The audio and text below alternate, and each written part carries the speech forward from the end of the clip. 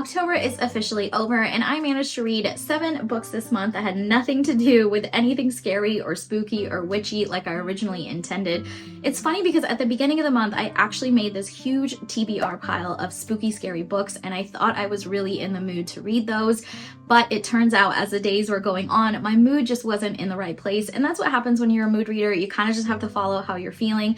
And I think sometimes when you are a part of the book community or you join in the conversation or you even watch content that has to do with books, sometimes you feel pressure to read certain types of books or trending authors or new releases. And I try my best not to get swept up in that and listen to all of that and just read what I want to read, because then, reading can stay fun and I can take the pressure off. So if you needed that reminder today, then please remember it doesn't matter what you read or how much you read as long as you're having a good time. So for me this month, these 7 books were a good time. There's a bit of romance, some middle grade, and a fantasy as well, and I can't wait to tell you about them. The first book I read this month is called You Deserve Each Other by Sarah Hogle. I had been reading a lot of dark romances and a lot of fantasy before this, so I wanted to pick up something light and airy and fun, and boy did this deliver. It was such a good book. I tabbed it as I went, and you can see all these yellow tabs are actually for the hilarious bits. I was like cracking up. This book is so good. It's about Naomi and Nicholas, and they are currently engaged when you start the book, and they are in a really bad place in their relationship. They just don't enjoy each other's company. They're kind of in a rut, and everything each other does drives them crazy. And so this book is about them playing chicken with each other and seeing who's going to call off the engagement first. And so they do these like really crazy antics. It kind of reminds me of that movie The Breakup with Jennifer Aniston and Vince Vaughn, and they just go to extreme lengths to like push each other's buttons. It was so funny, and even at the end it gets a little bit endearing. These red tabs were actually for the sweet moment, so there's a little bit of everything. Would highly recommend this book if you're looking for a romance that's really fun and light and will have you laughing from front to end. The next book I read was a highly anticipated release for me, and that is called Caught Up by Liz Tomforde. This is, of course, book number 3 in the Windy City series. The first 2 are Mile High and Right Move. I loved both of those books, gave them 5 stars. I was a little nervous going into this one, thinking, how is she going to be able to top those 2? But somehow she did it again, and I loved this book. This was also a 5-star read. She keeps getting better and better with each book. This one is about Kai and Miller. Kai just found out that he has a son, so he's now a single dad trying to raise this child as well as balance his baseball career, and he's having a little bit of a hard time kind of balancing all of that.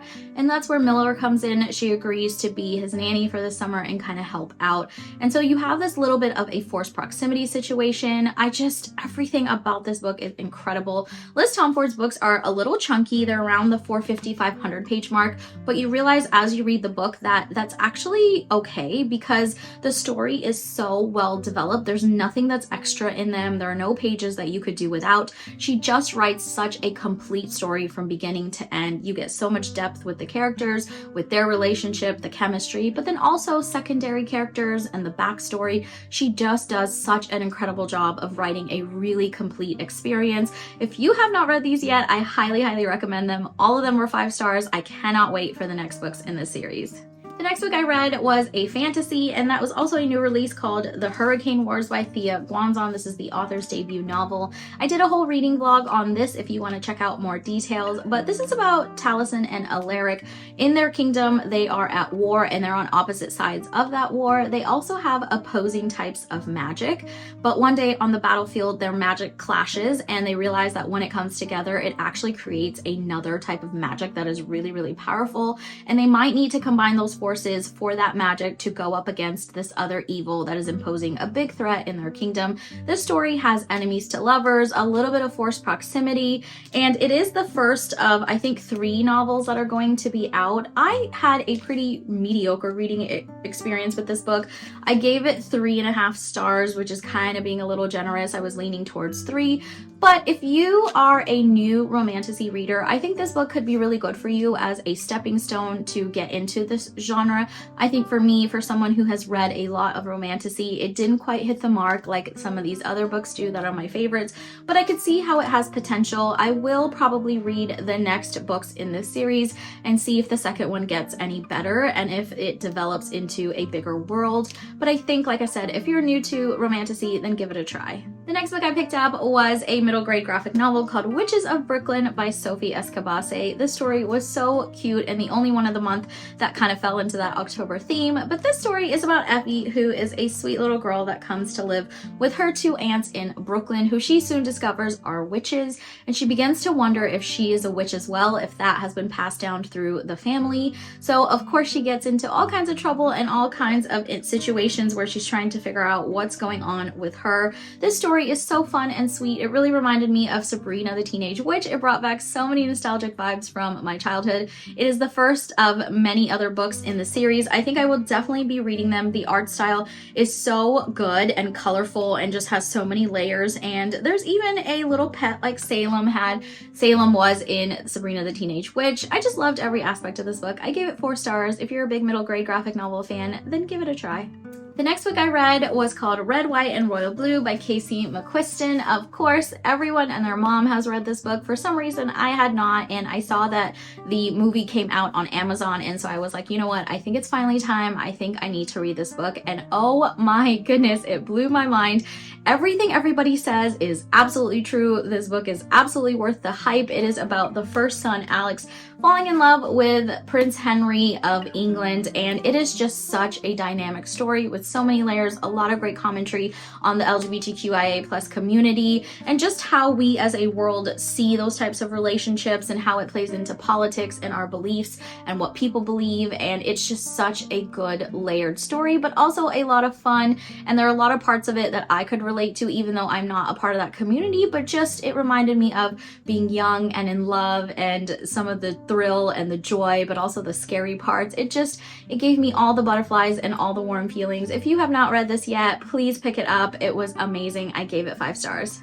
The next book I read was actually on my Kindle, and that was called The Way I Hate Him by Megan Quinn. To be very honest with you, I don't have a lot to say about this book because I did not enjoy it, and I really don't remember much of the details. As soon as I was done with it, it was like out of my mind because that's how insignificant it felt to me. And I hate saying that because Megan Quinn usually has such cute, sweet books that I enjoy. She usually has great characters with really great spice scenes and a bit of fun and banter, but this one did not deliver. It felt a little childish and naive, and the characters felt really fragmented, and so did the storyline. It was a little bit choppy and didn't feel really cohesive. This one is about Hayes and Hattie. I think Hayes was like a musician and Hattie is still in school. There's like an age gap in the story as well, and she's trying to figure out, what she wants to do after losing a family member. I felt like it had a lot of potential, but then really quickly, I think about 15 or 20% in, I was like, okay, this is just not going to work out. But somehow I mustered through and I finished it hoping that it would get better because I traditionally do like her books and her writing, but it just did not. So I gave it 2 stars. I would not recommend it. It was not a good, fun experience for me.